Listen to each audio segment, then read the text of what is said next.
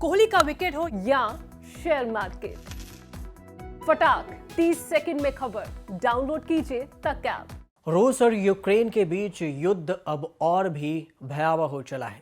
Ukraine पर रूस के हमले के तीसरे दिन रूस ने मेलिटोपोल शहर पर कब्जा कर लिया है।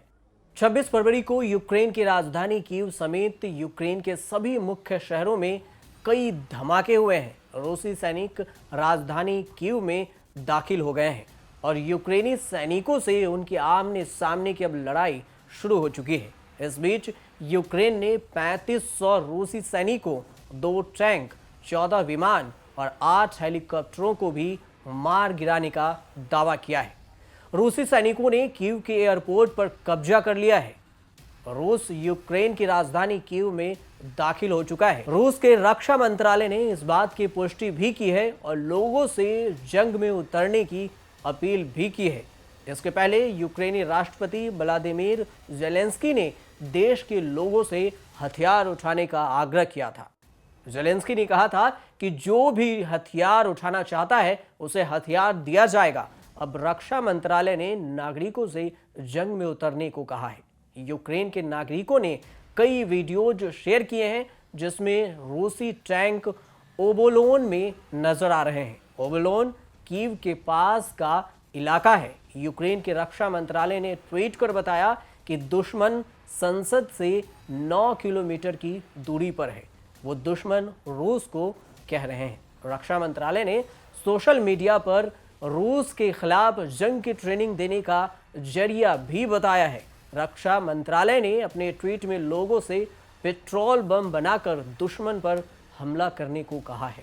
रक्षा मंत्रालय ने ट्वीट में लिखा कि ओबोलोन में हम नागरिकों से साजो सामान यानी रूसी सैन्य मूवमेंट की आवाजाही के बारे में सूचित करने की अपील करते हैं। मोलोटोव कॉकटेल बनाओ और हमलावरों को बर्बाद कर दो। शांतिपूर्ण निवासियों सावधान रहो, घर मत छोड़ना। यूक्रेनी राष्ट्रपति ने ट्विटर पर लिखा कि हम देश की रक्षा के लिए किसी को भी हथियार देंगे। हमारे शहरों के चौकों में यूक्रेन का समर्थन करने के लिए तैयार रहें। हम किसी को भी हथियार देंगे जो देश की रक्षा करना चाहता है। लेकिन आपको पहले बताते हैं कि क्या मोलोटोव कॉकटेल आखिर है क्या जिसे हमला करने को कहा जा रहा है। मोलोटोव कॉकटेल पेट्रोल बम है जिसे बेहद आसानी से बनाया जा सकता है। इसके लिए एक कांच की बोतल लेनी होती है जिसमें कोई ज्वलनशील पदार्थ जैसे पेट्रोल या अल्कोहल डालकर उसके मुंह पर कपड़ा बांधा जाता है और फिर उसमें आग लगाकर अपने सामने दुश्मनों पर फेंका जाता है। सोवियत नेता वायचेस्लाव मोलोटोव के नाम पर इसका नामकरण किया गया था। मोलोटोव 1939 से 1949 और 1953 से 1956 तक सोवियत संघ के विदेश मंत्री रहे थे। इंटरनेशनल न्यूज एजेंसी एपी के मुताबिक अगर पश्चिमी देशों के साथ युद्ध शुरू होता तो पुतिन परमाणु हथियार का भी इस्तेमाल कर सकते थे। वहीं हालातों को देखते हुए अमेरिका यूक्रेन को रूस से लड़ने के लिए $600 मिलियन की सुरक्षा सहायता देने का भी ऐलान किया है। फ्रांस ने यूक्रेन को 300 मिलियन यूरो की सहायता और मिलिट्री इक्विपमेंट भेजने की पेशकश की है।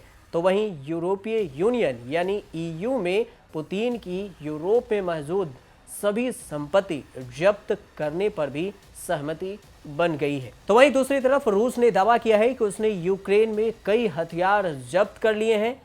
रूसी रक्षा मंत्रालय के प्रवक्ता इगोर कोनाशेवकोव ने कहा कि यूक्रेन में बड़ी मात्रा में हथियार जब्त किए गए हैं। यह पश्चिमी देशों ने यूक्रेन को दिए थे। रूसी विदेश मंत्री सर्गेई लावरोव ने कहा कि रूस का यूक्रेन पर कब्जे का कोई इरादा नहीं है। अगर यूक्रेन की सेना हथियार डालती है तो मॉस्को बातचीत के लिए तैयार है। यूक्रेन ने दावा किया है कि उसने रूसी विमान को मार गिराया है। इस विमान में 150 रूसी पैराट्रूपर्स सवार थे।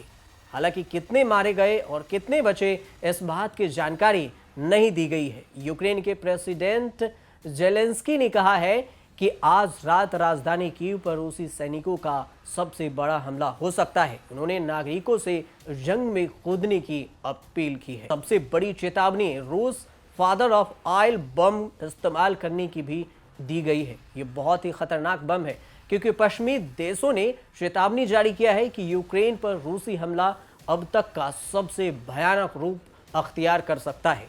पुतिन यूक्रेन के खिलाफ फादर ऑफ ऑयल बम इस्तेमाल करने के लिए तैयार है। तो आपको बताते हैं कि क्यों सबसे ज्यादा खतरनाक है ये बम।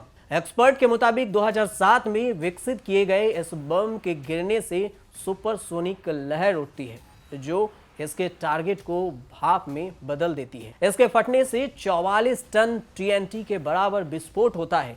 खास बात यह है कि इसे फाइटर जेट से गिराया जाता है। इससे पहले संयुक्त राष्ट्र सुरक्षा परिषद यानी यूएनएससी में रूस के खिलाफ निंदा प्रस्ताव पास किया गया। इस प्रस्ताव के पक्ष में 11 और विपक्ष में 1 वोट पड़ा। भारत, चीन और यूएई ने वोटिंग में हिस्सा नहीं लिया। हालांकि रूस ने वीटो पावर का इस्तेमाल कर इस निंदा प्रस्ताव को खारिज कर दिया है।